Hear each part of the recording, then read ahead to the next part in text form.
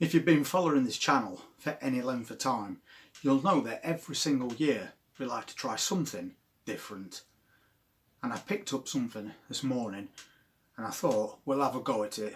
They should be grown in a greenhouse. But this particular variety is quite cold tolerant. And I'll show you what the plant is very shortly. But first I'm going to pop outside because I've got a couple of jobs to do. It's another very warm day, so I decided we're going to spend most of today out and about in this container garden and get a few more things planted. I've just done some more multi-sown onions, but these are red onions. So we've got quite a few in there. We're going to see if we can grow those together in a bunch, just like the ones behind. I've also set up a few more containers of potatoes. I just need to top them off a bit later. I have still got some of these multi-sown red onions left. So what I'm going to do is I'm going to pop them into these very small containers and grow them as individual red onions and see how they get on.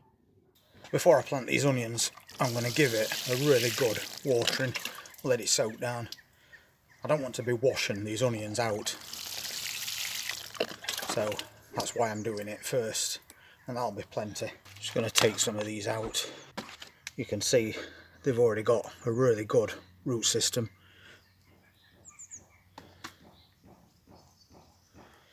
So I'll just separate them off.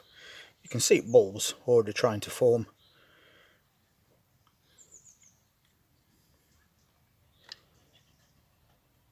Really easy to separate these onions. Just going to pop them to one side, and again, really good roots.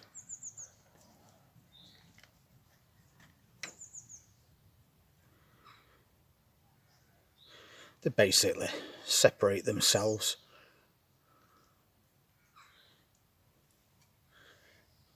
But they are coming along really well. So we'll get them in. And I'm just going to put them away from edge. I want to give these onions a chance to swell. So don't put them right up to the edge of your containers. And I'm making a deep hole so I can feed that root in with this pen. I'm just going to push it in so it's just below its surface, covering that white up. And then we'll firm it down.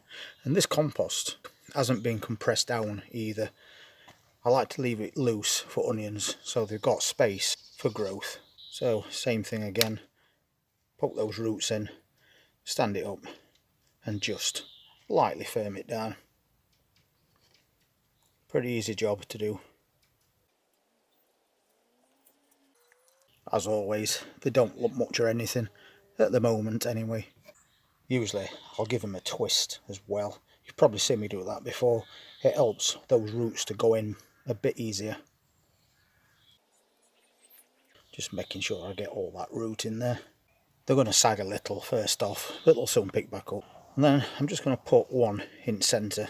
I don't want to overcrowd these onions. I want to try and get them to a half decent size. So that's the last one going in there. And we'll just pop that to one side and let these onions pick back up.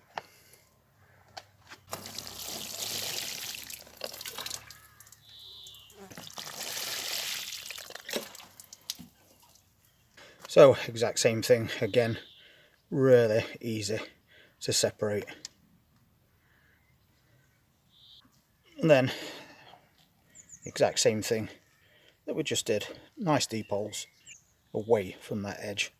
And then with a little twist, those roots all fall into place. And it's virtually stood itself up as well. So we'll crack on and get another job finished today.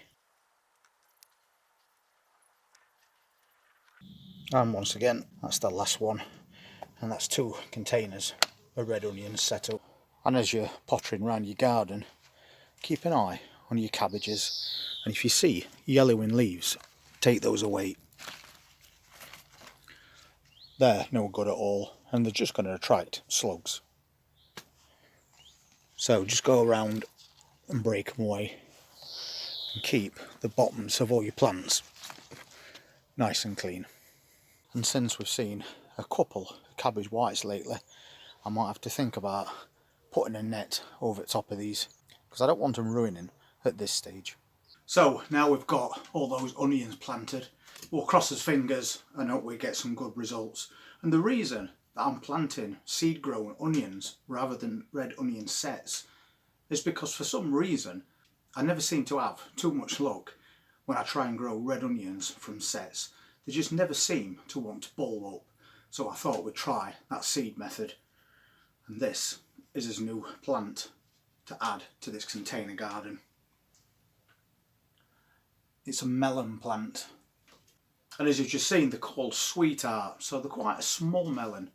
But apparently they're not that difficult to grow. We'll find out.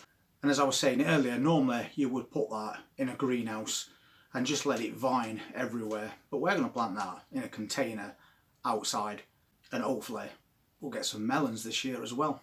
But for the moment, I'm going to leave it in this container and let it grow on a little bit. I don't like to put them outside when they're quite small seedlings, just in case that weather turns. So I'll keep it in that pot, pop it in that propagator with its cucumber plant, and then at some point we'll get both of those put into big containers, and then we'll provide them with a bit of framework to allow them to climb up. So we've got a couple more jobs done today. We've got 4 more containers of Charlotte second early potatoes. So we've got lots of onions in that container garden now. Hopefully we'll get some red onions this year. We've got plenty on go, so fingers crossed for that as well.